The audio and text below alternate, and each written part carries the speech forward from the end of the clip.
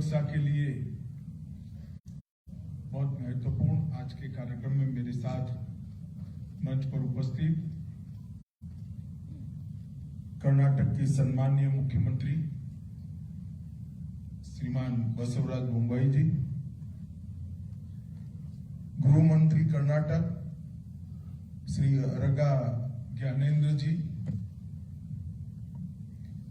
मेरे साथ मंच पर उपस्थित श्रीमान तेजस्वी सूर्या जी, बेंगलुरु के युवा सांसद श्री वी सोमन्ना जी, डॉक्टर रजनीश गोयल जी, अपर मुख्य सचिव कर्नाटक, प्रवीण सूद, डीजीपी कर्नाटक,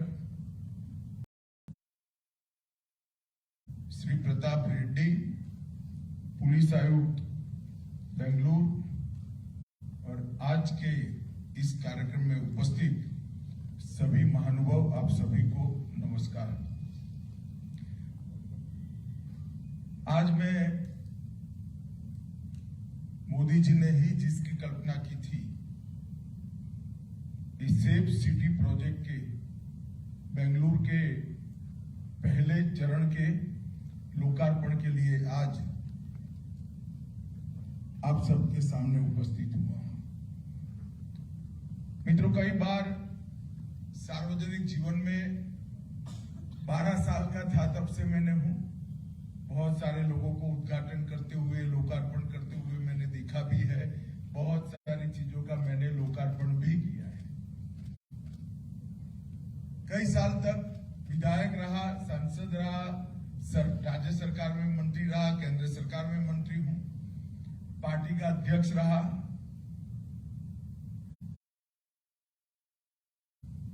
तो चलते चलते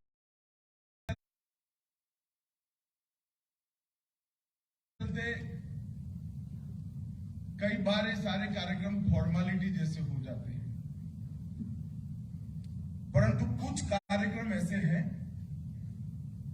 जो आपके साथ मन से जुड़े हुए होते हैं, आपकी इमोशन को टच करने वाले होते हैं, और वो कार्यक्रम हमेशा याद रखते हैं। ये कार्यक्रम भी ऐसा ही एक क्योंकि सेफ सिटी का प्रोजेक्ट हमारे देश की पुलिसिंग को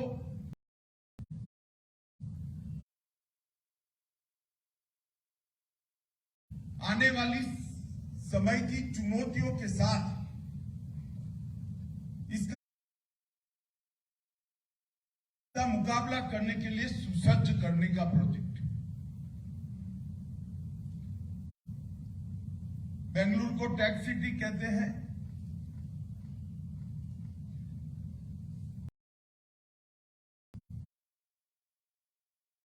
तो यहां पर क्रिमिनल टैक्स से भी होते हैं, और बेंगलुरु पुलिस को अगर इससे 2 कदम आगे रहना है तो उनके पास कोई चारा नहीं है। उनके साथ उत्तम से उत्तम साधन उपलब्ध होने चाहिए, अच्छे से अच्छे एनालिसिस करने वाले सॉफ्टवेयर होने चाहिए, और एक संवेदनशील मैन पावर का फोर्स होना चाहिए। इसके बगैर बेंगलुरु जैसा शहर सेफ नहीं रह सकता है, लोगों की सेवा नहीं कर सकता है। और मुझे लगता है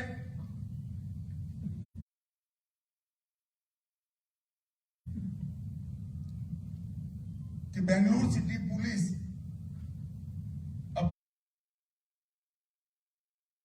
अपने जन अनुकूल नागरिक केंद्रित दृष्टिकोण को जमीन पर उतारने के लिए, उनके लिए सेफ सिटी योजना से अच्छा कुछ नहीं हो सकता। इस सेफ सिटी परियोजना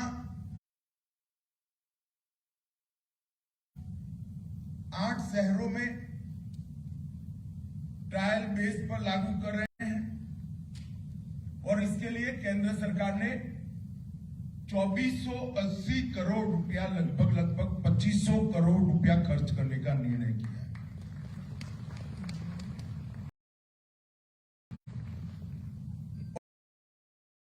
और वो 8 शहरों में से एक अपना बेंगलुरु, कि प्रथम चरण के लिए 667 करोड़ रुपया खर्च हो चुका है। लगभग 4100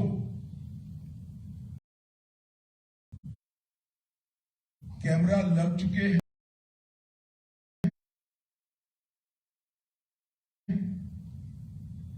कैमरा से लैस 8 ड्रोन भी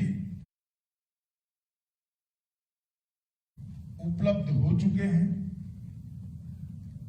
96 व्यूइंग सेंटर के साथ कमांड एंड कंट्रोल सेंटर भी मैं देख कर आया हूं। मैं कह सकता हूं कि भारत के सबसे आधुनिक से आधुनिक कमांड कंट्रोल सेंटर में से एक आज बेंगलुरु का है। ऐसा कोई 30 सुरक्षा द्वीप तैयार किए गए हैं, जहां पर कोई भी पीड़ित पैनिक बटन दबाते ही कंट्रोल रूम से जुड़ जाएगा। वो कंट्रोल रूम में बैठा हुआ व्यक्ति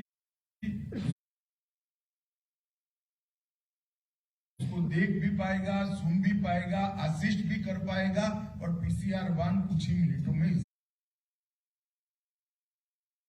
इसके पास पहुंच जाएगा।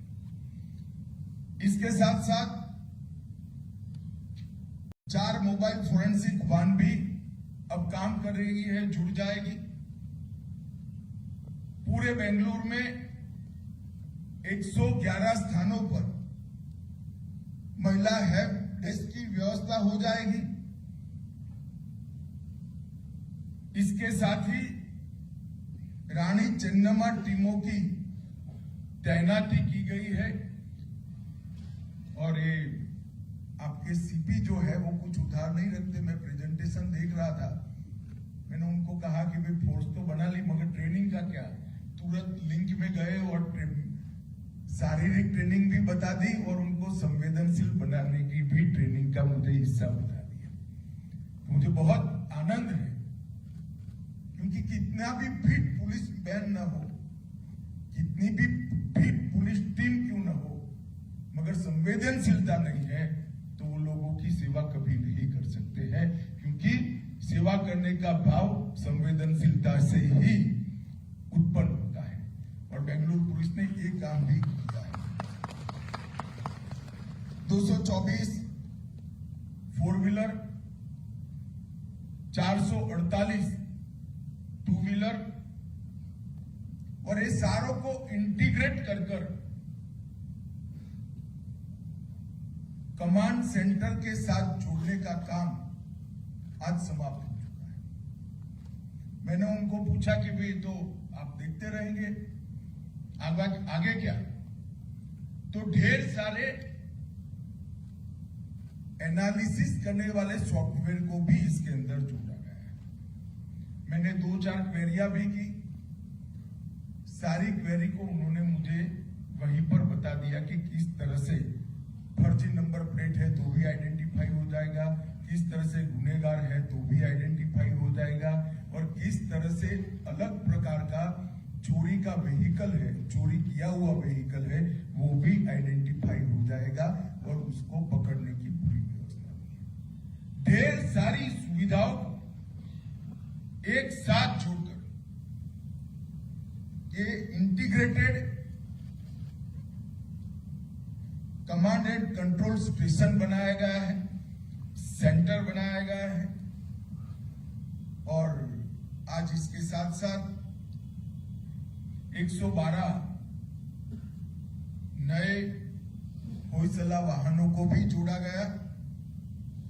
और अभी मुख्यमंत्री जी और मैं इसका लोकार्पण भी कर आए और 112 को बहुत अच्छे तरीके से मोदी जी की जो कल्पना है इसको जमीन पर उतारने वाले राज्यों में से कर्नाटक एक राज्य है। लगभग 31 जिले कमान केंद्र के साथ 112 के साथ जुड़ गए। तो बहुत बड़ी उपलब्धि। मैं राज्य के मुख्यमंत्री बसवराज जी, राज्य के गृह मंत्री ज्ञानेंद्र जी और राज्य के डीजीपी महोदय को बहुत बहुत बधाई और अभिनंदन देना। योजना एक कागज पर बनना, पिसमिल इसका इम्प्लीमेंटेशन होना और कोऑर्डिनेशन के बगैर सारी योजनाएं धुल में मिल जाना हमारे देश में कोई नई बात नहीं है। मगर योजना का ऑप्टिमम यूटिलाइजेशन, फंड का ऑप्टिमम यूटिलाइजेशन एक साथ टुकड़ों में नहीं, होलिस्टिक अप्रोच के साथ इसका इम्प्लीमेंटेशन और उसके रख रखाव की, मेंटेनेंस की व्यवस्था एक कर योजना को लॉन्च करना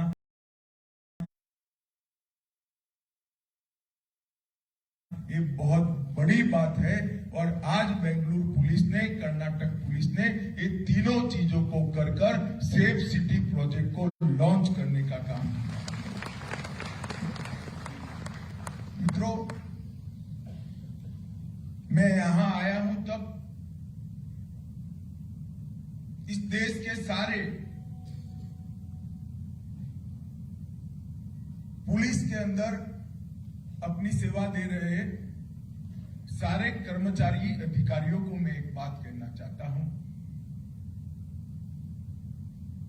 कि लखनऊ में हमारा वार्षिक डीजीपी कॉन्फ्रेंस था। उसमें प्रधानमंत्री मोदी जी ने एक पुलिस टेक्नोलॉजी मिशन की स्थापना की। ये पुलिस टेक्नोलॉजी मिशन आने वाले 20 साल तक टेक्नोलॉजी की दृष्टि से किस किस प्रकार की चुनौतियां आएगी, वो सारी चुनौतियों का अभ्यास कर अभी से पुलिस को अच्छी टेक्नोलॉजी से लैस करने का काम करेगा। अभी तो करेगा ही करेगा, परंतु इसका 20 साल का एक रोड मैप तैयार किया जाएगा। उसका 5-5 साल के 4 और रोड मैप तैयार हो गए और ईयरली इसका मॉनिटरिंग होगा। और ये सारी व्यवस्था के आधार पर पुलिस टेक्नोलॉजी से लैस हो, टेक्नोलॉजी को समझे, उसको उपयोग में लाए, पुलिस कर्मियों को टेक्नोलॉजी से प्रशिक्षित करे, क्राइम को रोकने के लिए टेक्नोलॉजी की एप्लीकेशन को जमीन पर उतारे, नागरिकों को न्याय दिलाने के अंदर टेक्नोलॉजी का उपयोग हो और अपराधियों को सजा दिलाने के प्रतिशत के अंदर बहुत बड़ी वृद्धि की जाए। एक होलिस्टिक अप्रोच के साथ समग्रता से इसका विचार कर ये पुलिस टेक्नोलॉजी मिशन आज काम कर रहा है। मैं बहुत विश्वास के साथ कह रहा हूं कि प्रधानमंत्री जी ने ये इनिशिएटिव जो लिया है, जब भारत की आजादी की शताब्दी होगी 2037 में, इस देश का पुलिसिंग विश्व का सबसे श्रेष्ठ पुलिसिंग होगा। इसमें कोई और बहुत बड़ी उपलब्धि है। मित्रों, पुलिस के सामने अनेक प्रकार की चुनौतियां हैं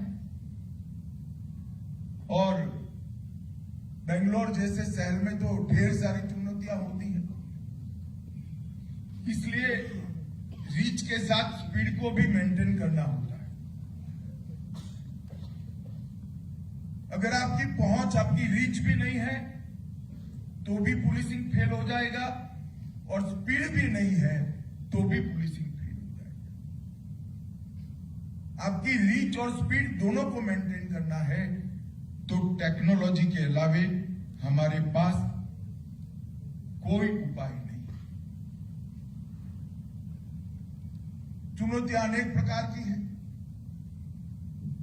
कुछ शहर की होती है, कुछ राज्य की होती है, कुछ क्षेत्र की होती है, कुछ राष्ट्रीय स्तर पर होती है और कुछ अंतर्राष्ट्रीय स्तर पर की चुनौतियों को भी सामना करना। क्योंकि आज सोशल मीडिया की गति कोई नहीं रोक सकता। आपको लगेगा कि हमारा तो बहुत छोटा सा क्षेत्र सागर किनारे से टच करता है, हमें क्या अंतर्राष्ट्रीय चुनौतियां आएगी। नारकोटिक्स यहां पर भी आ सकता है, जाली नोट यहां पर भी आ सकते हैं, और जो छोटा सा भी सागर किनारा है वहां से भी किसी भी प्रकार की मुसीबत आ सकती है। रेडिकलाइजेशन ऑनलाइन करना बहुत सरल है, उसको भी काउंटर करना है, इसका तोड़ भी निकालना है और उसको सख्ती के साथ निपटना भी है। और अगर ये करना है तो प्रिवेंटिव और प्रोएक्टिव अप्रोच के बगैर ये हो नहीं सकता। प्रिवेंटिव और प्रोएक्टिव अप्रोच के साथ साथ टेक्नोलॉजी की दृष्टि से भी हमें आगे जाना पड़ेगा। मोदी सरकार ने इसमें ढेर सारे इनिशिएटिव लिए। साइबर अपराधों की रियल टाइम रिपोर्टिंग, फॉरेंसिक प्रयोगशालाओं का राष्ट्रीय नेटवर्क,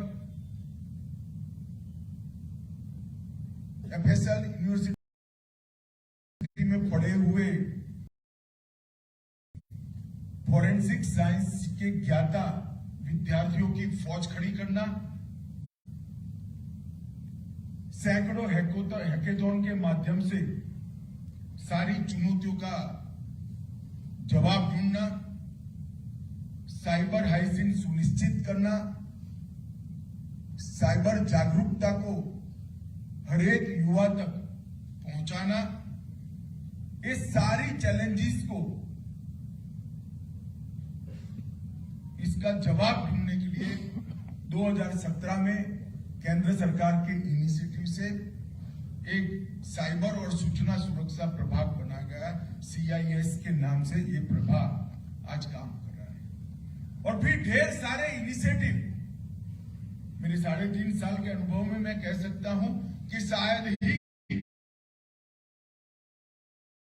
किसी सरकार ने आंतरिक सुरक्षा की चुनौतियों को सामना करने के लिए इतने सारे इनिशिएटिव लिए हुए। एक साइबर अपराध समन्वय केंद्र हमने बनाया है, जिसके तहत I4C के नाम से पॉपुलर है, जिसके तहत 7 इंस्टीट्यूशन, 7 प्लेटफॉर्म लॉन्च किए गए। National cyber crime threat analytic unit, national cyber crime reporting portal, national cyber crime forensic laboratory, national cyber crime training centre, joint cyber crime investigation task force, cyber crime ecosystem management unit और national cyber crime research and innovation centre. ये 7 platform एक साथ coordination से काम करते हैं और I4C को कंप्लीट करते हैं। आप सभी यहां बैठे हैं, ज्यादातर हमें जो चीज नहीं हुई है वो ही दिखाई पड़ती है। देश में क्या अच्छा हुआ है वो ना जानने की हमें फुर्सत है, ना जानने की उत्सुकता है। मगर मेरा तो ड्यूटी है कि मैं आपको बताऊं कि दुनिया में कुछ अच्छा भी होता है भाई, और अब इस देश में बहुत कुछ अच्छा होता है मोदी जी के प्रधानमंत्री बनने के बाद। एक CCTNS नेटवर्क बनाया है। CCTNS नेटवर्क ने इस देश के 16,477 पुलिस थानों को ऑनलाइन जोड़ने का काम कर दिया है। और देश के 99.9% पुलिस स्टेशन आज ऑनलाइन हो गए। जो 0.01% है वो पुलिस स्टेशन है जहां कनेक्टिविटी नहीं। बाकी सारे पुलिस स्टेशनों को कनेक्ट करने का काम आज समाप्त हो गया है। सीसीटीएनएस डेटाबेस में अब तक 30 करोड़ पुलिस का रिकॉर्ड 30 करोड़ रिकॉर्ड आज सीसीटीएनएस पर ऑनलाइन उपलब्ध है। सीसीटीएनएस का उपयोग कर नागरिक सेवाएं जो दी जाती है उसमें अब तक 12.82 करोड़ कंप्लेंट्स मिले हैं और उसमें से 12.35 करोड़ कंप्लेंट का जवाब और निस्तारण हो चुका है। अब कल्पना कर सकते हैं 12.82 करोड़ कंप्लेंट्स ऑनलाइन आए हैं और उसमें से 12 करोड़ 35 लाख का निस्तारण हो चुका है। आपको होगा कि भी सीसीटीएनएस बनाने से क्या फायदा? ढेर सारे फायदे, बहुत मैं डिटेल में जाना नहीं चाहता, परंतु इतना कहना चाहता हूं कि पहले पासपोर्ट वेरिफिकेशन एक फॉर्मेलिटी थी। मैं सुरक्षा की दृष्टि से कहता हूं, नागरिक सेवा की दृष्टि से बाद में बताऊं, क्योंकि होता क्या था, पासपोर्ट ऑफिसर आपके थाने को भेजता था कि भाई फला व्यक्ति पासपोर्ट की डिमांड किया है, उस पर कोई एफआईआर है या नहीं, और थानेदार साहब लिख देते थे कि नहीं हमारे थाने में कोई एफआईआर नहीं है, मगर पास वाले थाने में हुई है तो इसका कोई हिसाब किताब नहीं था और उसको पासपोर्ट मिल जाता था। अब मुझे बताइए वेरिफिकेशन का कोई फायदा है? और नागरिक सुविधा की दृष्टि से बताता हूं, आपको पुलिस स्टेशन में जाना पड़ता था, जवाब लिखवाना पड़ता था, हवलदार साहब कहेंगे आज नहीं भाई परसों आओ, आज जरा बड़े साहब आए, हमारा इंस्पेक्शन है, वगैरह वगैरह वगैरह। अब ऑनलाइन आपकी एप्लीकेशन पासपोर्ट ऑफिसर पुलिस थाने में भेजता है। देश भर के 16,000 के ज्यादा पुलिस थानों में आपके नाम का सर्च कर एनओसी वो 3 ही घंटे में पासपोर्ट ऑफिस में भेज सकता है।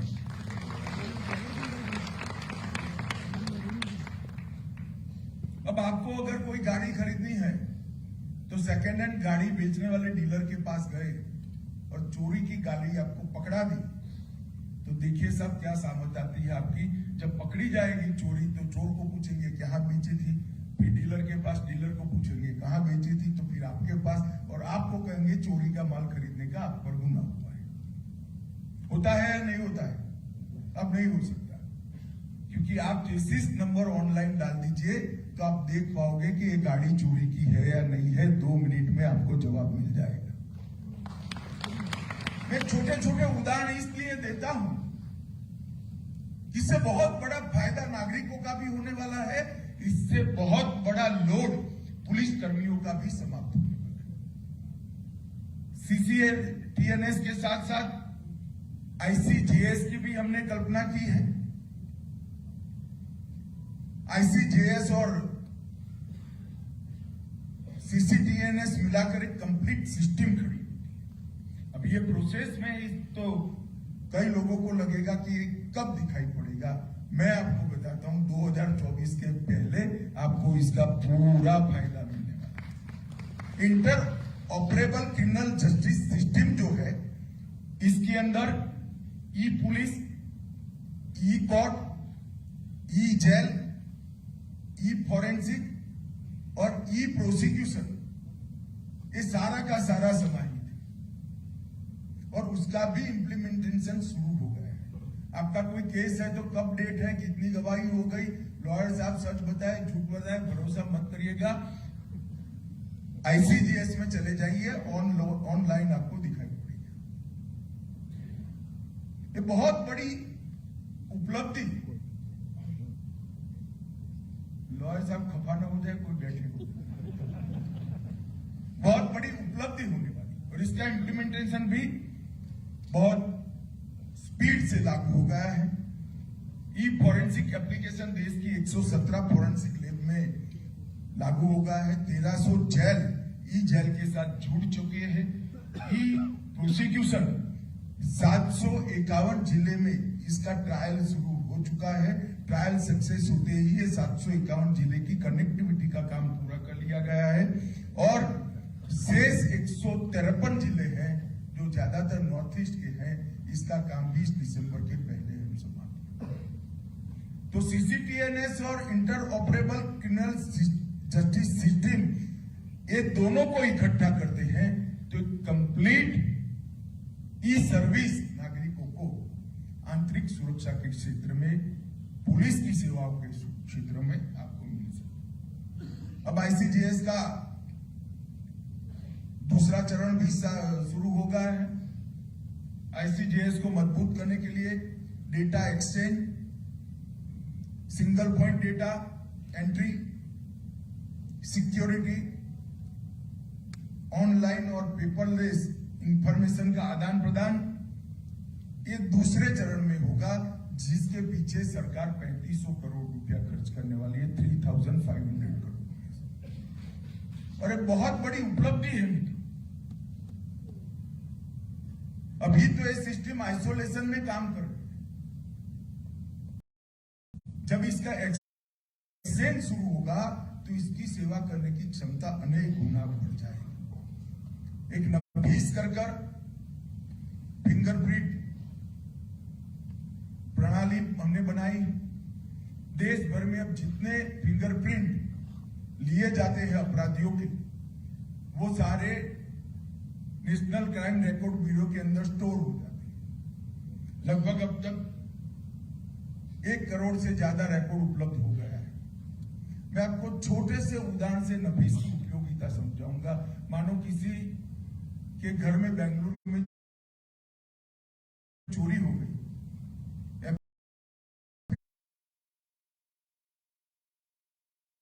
एफएसएल वाले आए, फिंगरप्रिंट लिया। अभी क्या स्थिति है, फिंगरप्रिंट के आधार पर पुलिस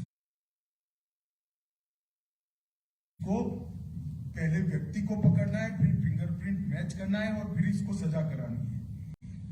अगर ये फिंगरप्रिंट मिल गई, वो नफीस में डाल देगा अपने थाने से, 30 सेकंड के अंदर ये फिंगरप्रिंट किसकी है वो उसको मालूम पड़ जाएगा।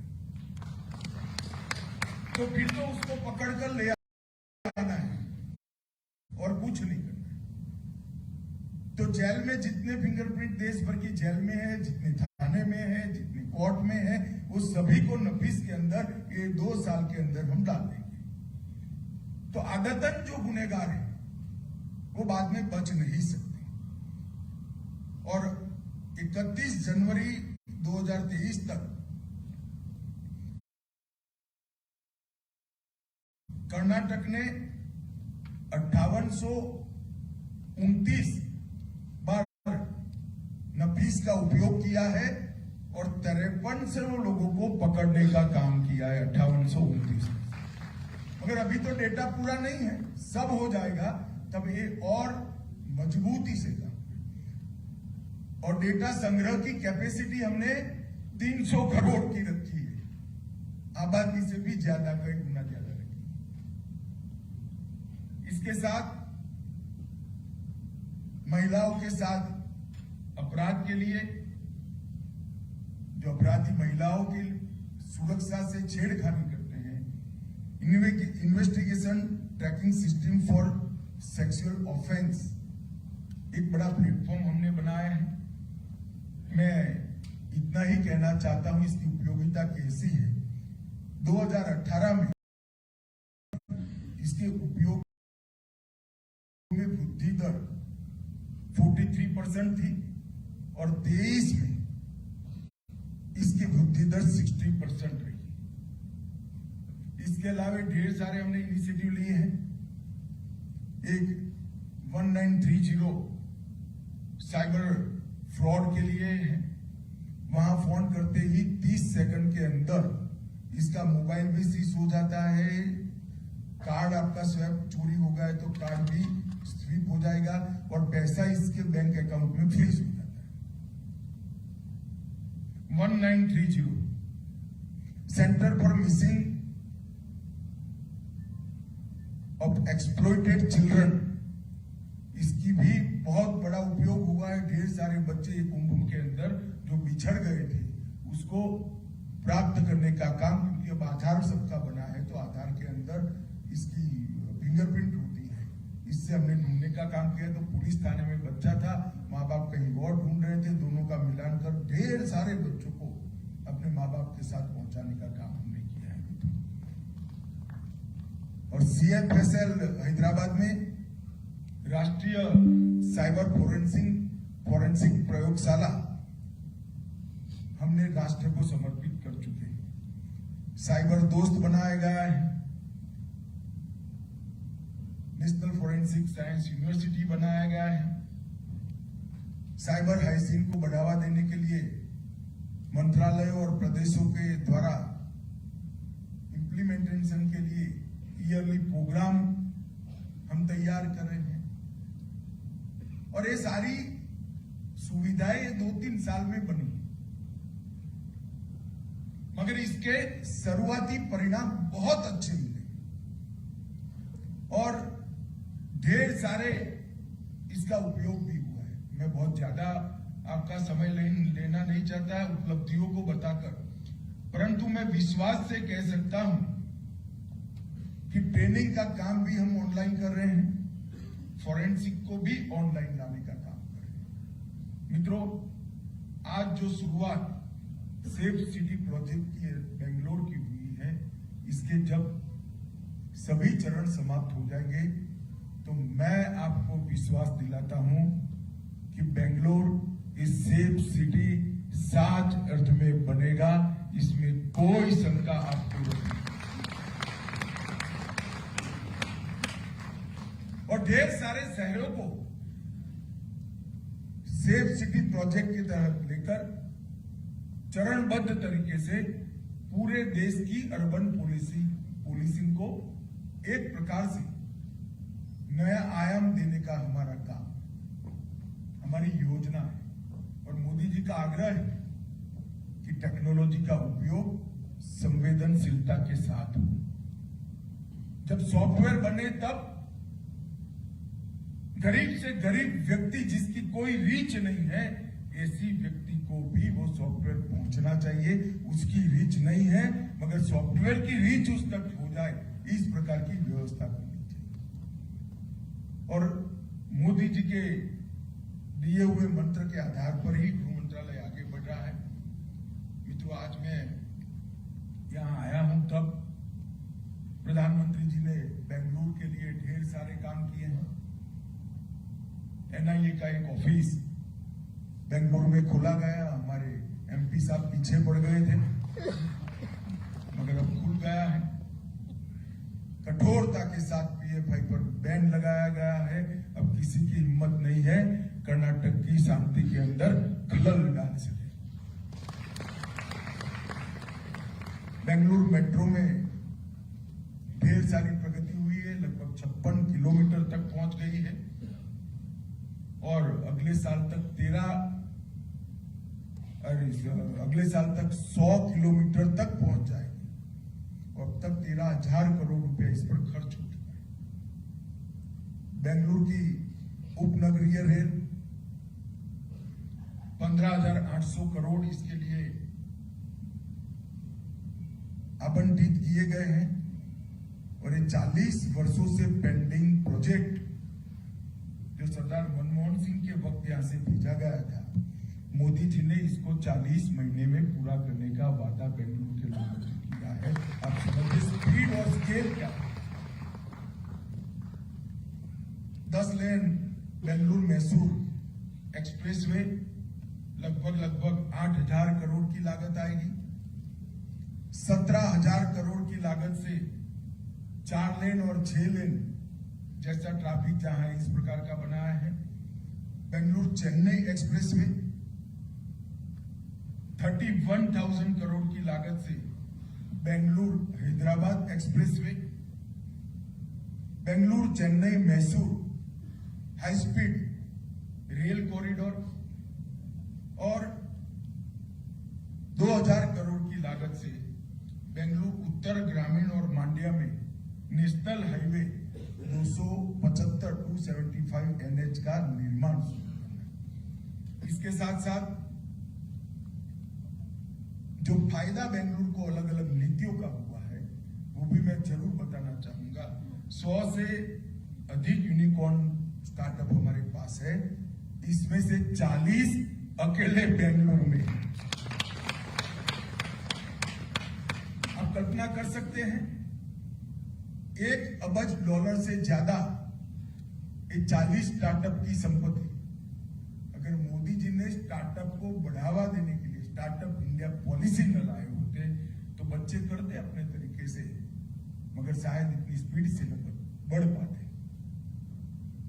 इसका सबसे बड़ा फायदा किसी को हुआ है तो बेंगलुरु में हुआ है, बेंगलुरु को हुआ है।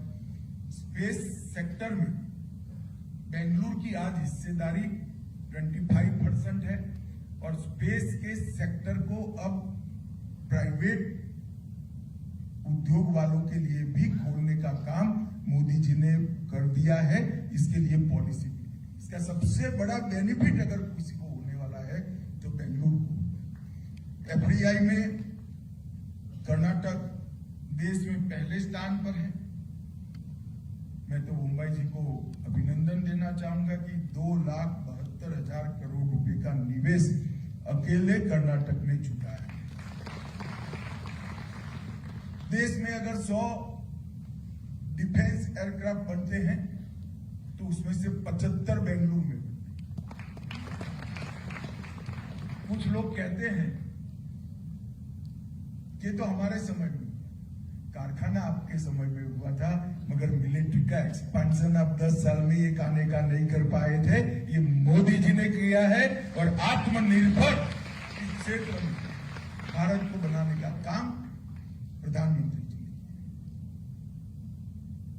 बेंगलुरु के पास तुमकुर में HAL का नया हेलीकॉप्टर का फैक्ट्री भी मोदी जी ने लोकार्पण किया। मैं तो सिर्फ बेंगलुरु की बात कर रहा हूं, कर्नाटक के लिए भी ढेर सारा करा है।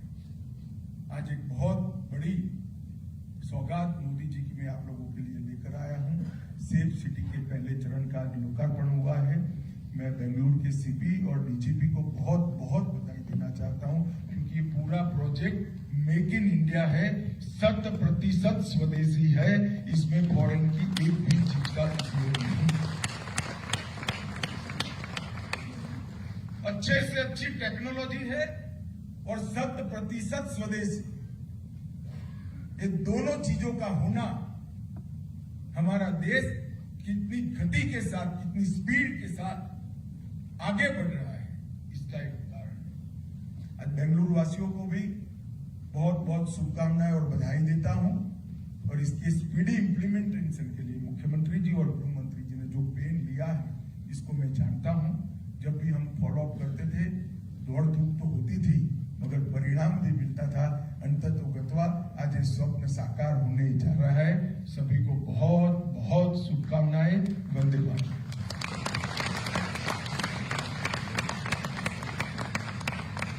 On behalf of Government of Karnataka,